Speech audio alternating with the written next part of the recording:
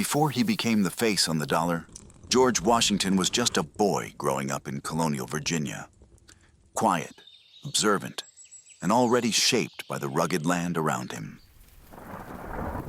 When George was just 11, his father died, shattering the stability of his childhood and reshaping his path forever.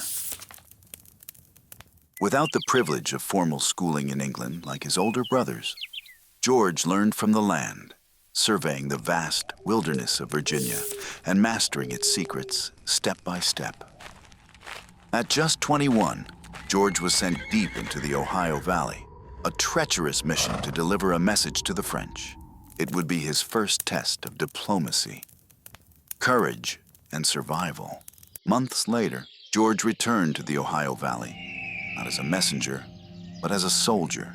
What began as a scouting mission would ignite the French and Indian War and forever change his destiny.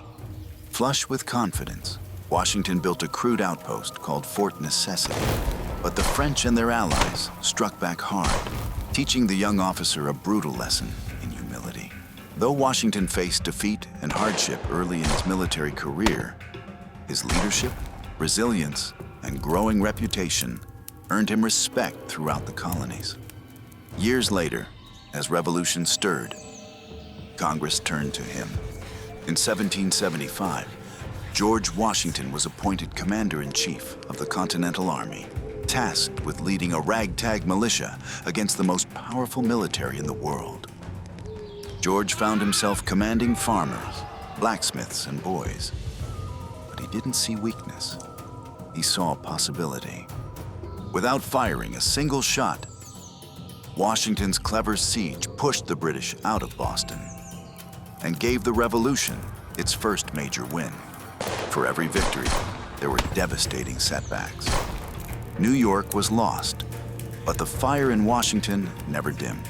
In the dead of winter, Washington struck back with stealth, daring, and perfect timing. Trenton changed everything. Just days after the victory at Trenton, Washington struck again. This time at Princeton, it was a different battle. But the message was the same. The revolution had life, and its leader had unshakable courage. Before Valley Forge, there was Morristown, where cold and hunger were fought with will alone.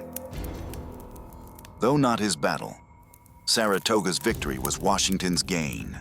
France would now join the cause. Inspired by liberty, France crossed the ocean to support the revolution, brightening the dream of independence like never before.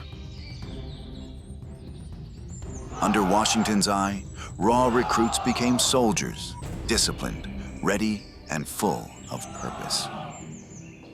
At Valley Forge, Washington's leadership held the army and the dream together. Year after year, George pressed forward, weathering hardship, betrayal, and uncertainty. In 1781, victory came not in triumph, but in discipline, earned through years of grit, planning, and quiet resolve. On December 23, 1783, in Annapolis, Maryland, Washington stood before Congress. He believed the revolution wasn't about trading one king for another, but proving that a nation governed by laws could outlast the rule of men. In that moment, he wasn't just a general. He became the greatest man in the world. He could have seized power. Instead, he went home to the land, the quiet, and the life he fought to preserve.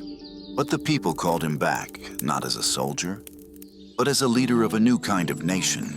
George Washington became the first president of the United States, the living symbol of a new republic, rooted in freedom and unity.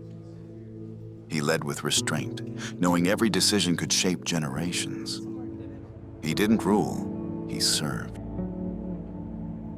In his final act, he stepped away, reminding a young nation that true power lies in the hands of its people.